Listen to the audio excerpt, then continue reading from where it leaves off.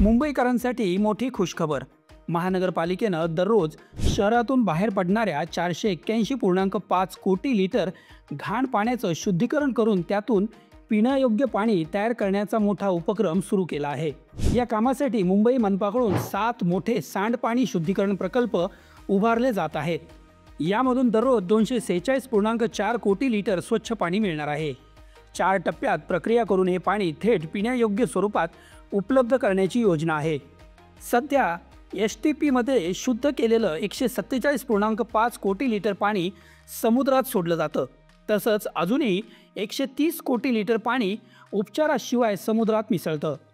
मुंबईला दररोज 460 कोटी लिटर पिण्याच्या पाण्याची गरज आहे, पण सध्या केवळ 413.7 कोटी लिटर पाणी पुरवठा होतो। सांडपाणी शुद्धीकरणाच्या या योजनेमुळे मुंबईकरांना केवळ अतिरिक्त पिण्याचं पाणी मिळणार नाही, तर समुद्रात जाणारं प्रदूषित पाणी कमी होऊन पर्यावरणालाही मोठा दिलासा मिळणार आहे।